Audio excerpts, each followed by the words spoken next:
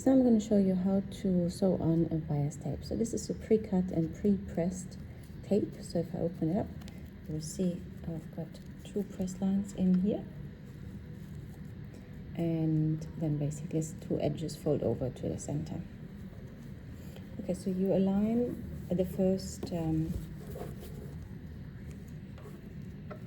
edge that you want to bind with the bias tape, with the open. So this side you don't need to worry about, but this other side you want to open up, and make sure that when you are sewing, these 2 are aligned. You can either put it on, or you can just do it if it's a straight line, and if it's quite easy, you may as well do it without the pins, but you need to always make sure that the 2 edges are aligned. So I do start with a back stitch, just a very small one. You don't want to create too much bulk anywhere.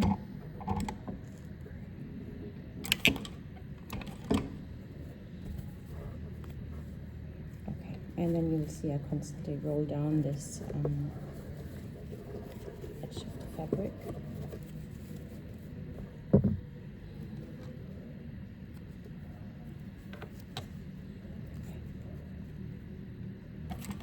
And then I'm referencing the press line, exactly where they pre-pressed it. That's exactly where I'm going to stitch, and on this side I make sure that the edges are aligned.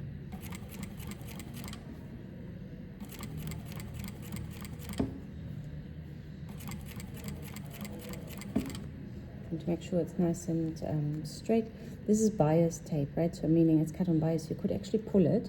That's when we have a curve. But if you're going straight, you don't want to pull it. You just want to go nice and smooth and let it lay flat.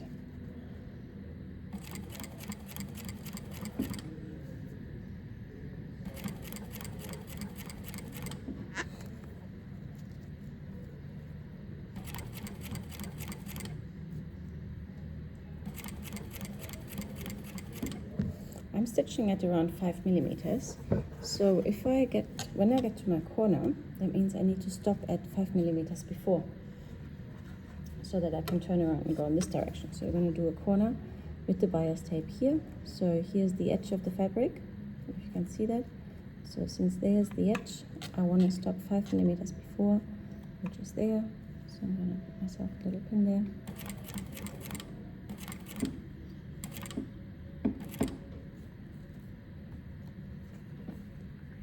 Okay, and once I reach there, I leave the needle in, I lift up the foot, and I turn towards the corner, and I'm going to stitch on this 45-degree angle towards the corner, and I take it out.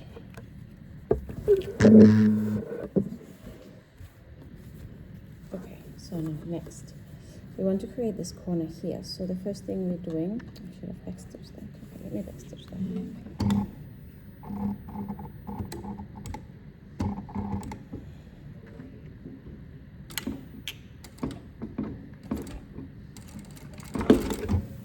A bit stronger, because now we need to fold it back, and as I was doing this, it was already coming off. So I've stitched in white so you can see it on the black tape, stitched on this line, I get to here, and I fold the tape along this 45-degree angle, and I kind of flatten it, and then I fold the tape back, because I need to continue to sew in this direction again, like basically what I did before. I align my tape with the edge here.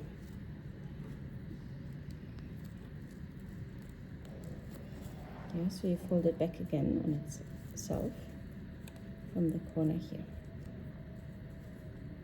I'll show you again. So we went with the stitch here on the angle, and this is where we folded the first time. We have the 45-degree angle, and then we need to go back to our sewing position. So we fold it back on itself, and we align the edge with the edge of the binding, like this. And now we'll continue to sew from here.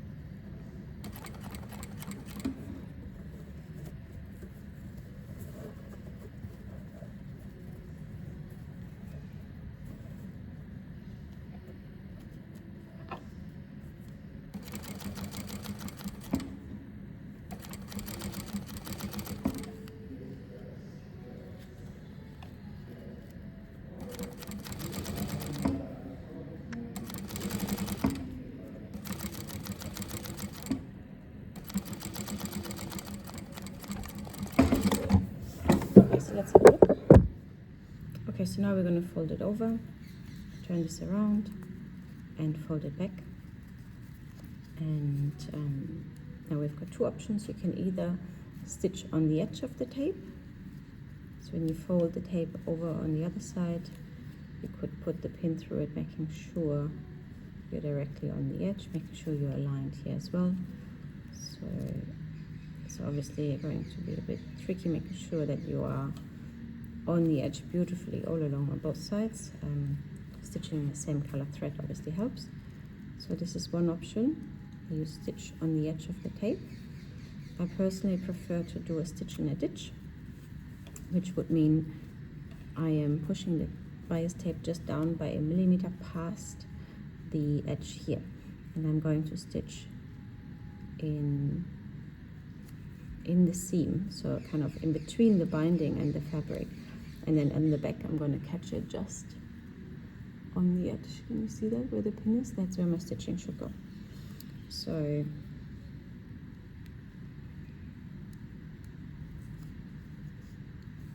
I'm going to put a couple of pins in to make sure that I'm always nice and even. Okay, and now we have this corner, of course. So for the corner, you saw I wrapped from this side, so right now this here is a little bit thicker than the other side. So when I'm doing the back side, I need to make sure that the fabric bulk goes to this side instead of to this, so it's kind of even. So for the first part,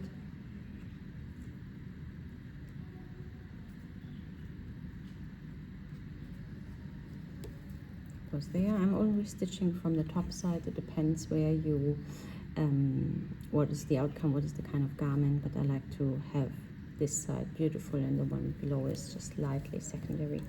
Okay, so on this side we push the fabric up into the corner and then we fold it back. Yeah, so we're also creating the mitered corner in the same kind of way. We push the fabric in here and set the corner over it, and then again I pin from the other side because that's where I'm stitching.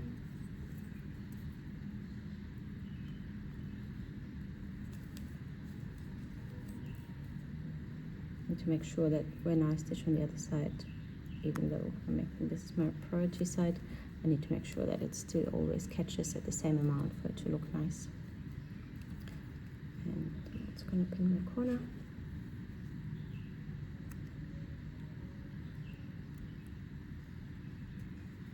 Just to hold it in place. And then I can go back to the machine and add my stitch in a ditch. So basically the seam where you stitch in between the fabric and the binding is what you call a stitch in a ditch. Okay, so now I'm going to stitch next to the bind, just on the fabric side.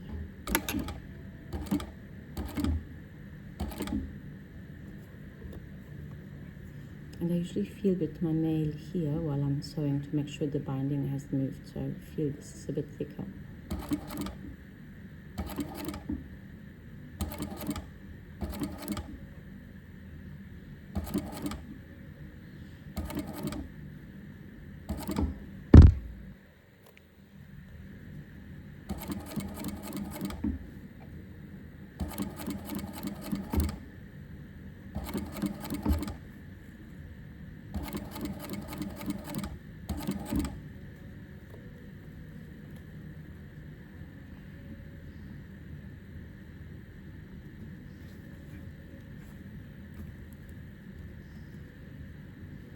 So here I can feel that the binding is actually going all the way to here, so I know it's not going to be exactly as my other part, so I'm trying to move it over a little bit.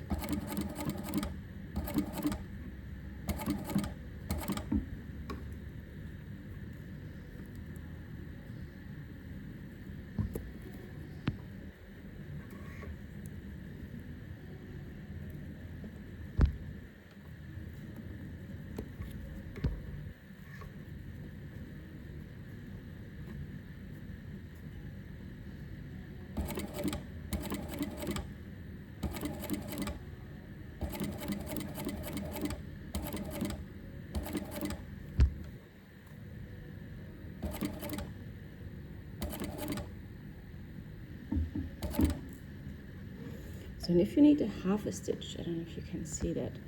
So I need half a stitch more to get to the corner, but if I just go more, it will not work. So I actually will, sorry, I don't know how to show you, will hold my reverse. It works a lot better on the manual machine. So here, now if you press your reverse while you are when you're bringing down your needle manually, basically, on a domestic machine it will just set back, and you can actually adjust how much you go back, if it's just a tiny corner or a full millimeter or something like that. So here I just lifted up my foot and put the needle into the correct position to make sure that I don't go onto the black bind with my white thread. Then I turn, so I lift up the foot and turn with the needle inside, and then I can continue.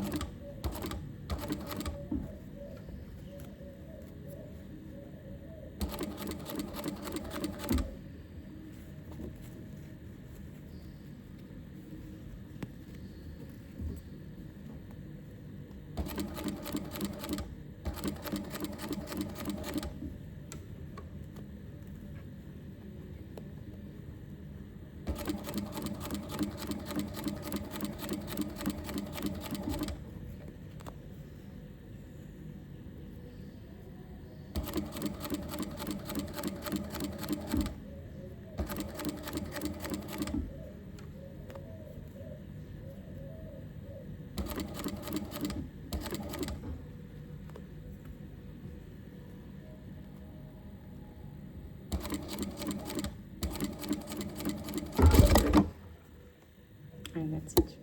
And so here we have the bound edges of this square. You can see the mitered corner. We turn it around.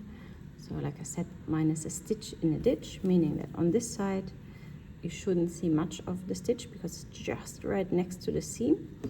And on this side I try to be as even as possible along the edges. It's not too bad. Here it's a bit closer than everywhere else, but all in all it's not too bad. So yeah, that's how you apply binding on a corner.